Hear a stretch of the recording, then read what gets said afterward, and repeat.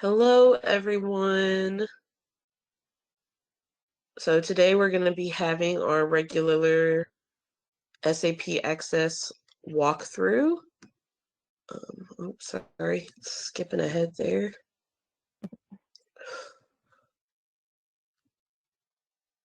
So you're going to be joined today by me. I'm Sarah Blackman. I'm the Customer Success Manager here at Michael Management.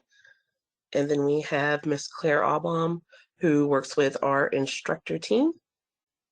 Yep. Hi, everyone. And today throughout the webinar, Sarah will be going through all of the basics. She'll be the one that will be answering questions, but I will monitor the question tab in the chat tab. So you can just type those in. So as we go through, you don't have to wait until the very end. If a question pops up, just type it in and we will get that question over to Sarah. Exactly. And our session is being recorded today. So if you're taking notes or if you're not taking notes, there's still a way to come back and see what we talked about, and we'll share the link later.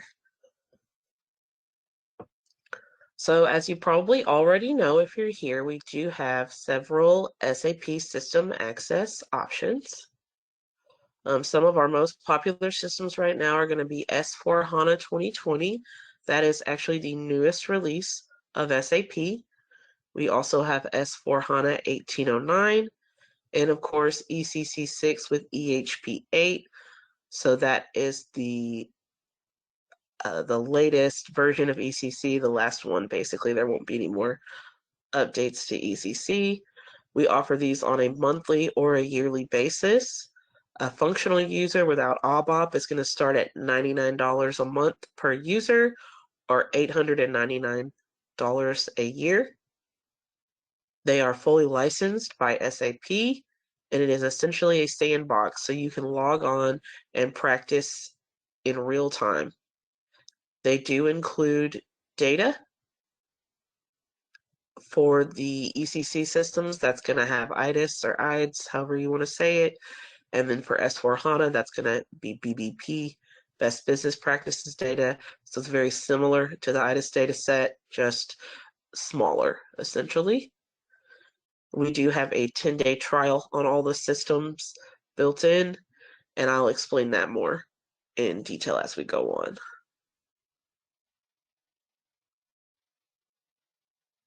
So what can you do with our SAP Access? You can do configuration. It's also sometimes called SPRO. So that is included for all of our SAP users. You do not have to have ABAP to access config. However, you can do ABAP development. Of course, you will need an ABAP account. So in that tab where it says most popular systems, on that page, you actually scroll down and we do have a developer options category. And it's basically all the systems we offer, but with a developer version, and most of those are $189 a month or $1,699 a year. You are able to create master data with all of the accounts, and you are also able to create transactional data with all the accounts. Can I have a private system? Because these systems that we were just speaking on are public systems. Yes, you can have a private SAP Access system where you don't have to share, where no one can change the data, alter the data, change any configuration. Everything is set and static how you have it. You and anyone else you grant access to the private client, because you do get 5 users to start, are the only people that can control the configuration. This is really great for sales teams or training teams or development teams. Basically, anywhere where you want multiple users to be in the same system, accessing the same data, and to not worry about it changing. I can't imagine if I was going to run a sales demo with a huge client working on a private or on a public system, and 10, 15, 20 minutes before the demo starts, all of a sudden you see the data you were working on has been changed. It wouldn't be fun, and I don't want to see anyone in that situation. So if you have a situation where you're training a team, where you're using a demo, or you're developing together, I really always suggest a private client is the best option. So we do offer a web GUI as well as a download to the front-end SAP GUI, and we will help you configure it a little bit if you're having some trouble. A lot of people get really used to a certain theme, and maybe the theme changes with new releases. So we do often get this question right here of how to get back to the Belize theme, and it's pretty simple. You launch the GUI, you go into visual design and theme settings, and then you just switch back to Belize or SAP Signature, whatever you want to use. When you log in, it's also fairly simple. You click your large SAP logon icon, you choose the system that you want to access, and you click log on. If you have not configured the system yet, we do offer a PDF guide as well as a video course to help you configure it, and we give you all the info you need to do that. If you need someone to guided set up one-on-one that with you, screen share, or walk you through it over the phone, there is a consulting fee for that. So I always recommend that you utilize your free resources first, just because why not? So once you have your connection set up and you're ready to log in, you'll see a page similar to this, and it's pretty simple. Just make sure your client ID is correct. You put in your username and your password. The only time I see people have trouble on this page is right here under password. As you can see, it has all these dots. It's a security method. So whether there are characters in that field or not, you will always see those dots there, and they don't indicate how many characters you have typed. So that can be really confusing because that's not generally how passwords work in most systems, but it is here.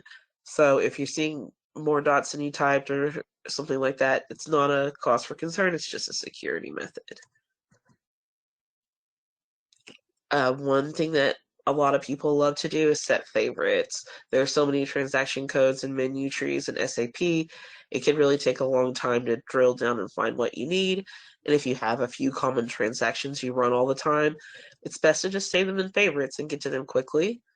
So you just right click on the favorites folder to insert transaction, and then drag and drop the transaction from the menu, and it is saved.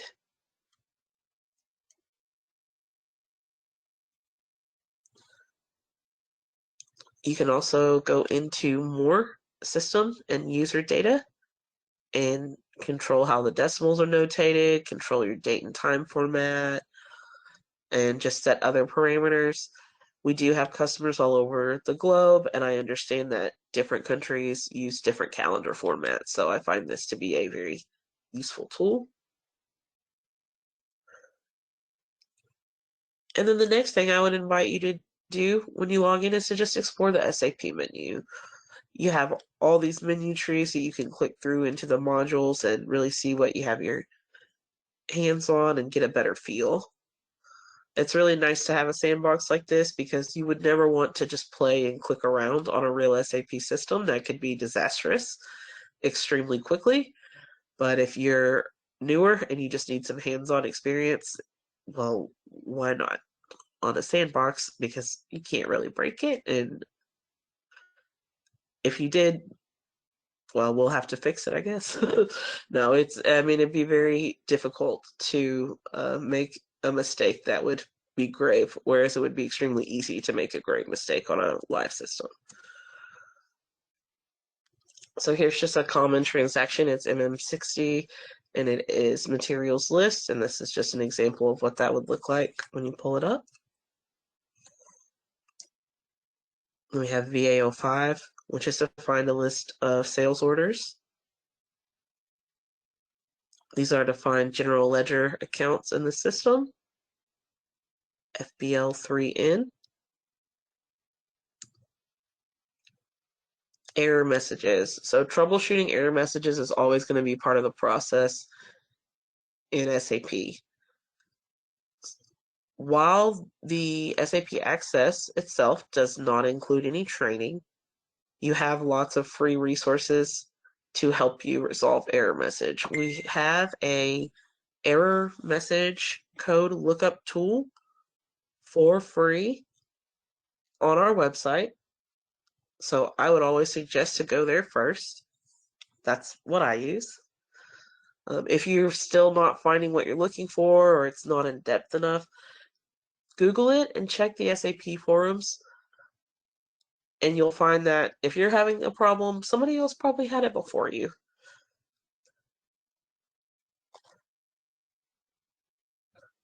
So here are just some links to some of these resources we talked about. We have a called infographics page, and that has cheat sheets, infographics, and ebooks. I really recommend exploring those cheat sheets, especially if you have access. We have them for a couple different modules, and they're really handy for you to just learn some common transactions, functionalities, and menus. We also have a getting started blog that I wrote that will really fine-tooth walk you through the whole process to get you going. And then here's the error message tool that we referenced earlier. I did mention training briefly earlier, so if you don't already know, we do offer tons of SAP courses. If you like live practice and you don't know much about SAP yet, I wouldn't necessarily say to start with the Access. Start with some of these simulation courses. You'll get a miniature version of Access within the course, but you're going to get the training as well. SAP is not a user-friendly software. I am a software fan.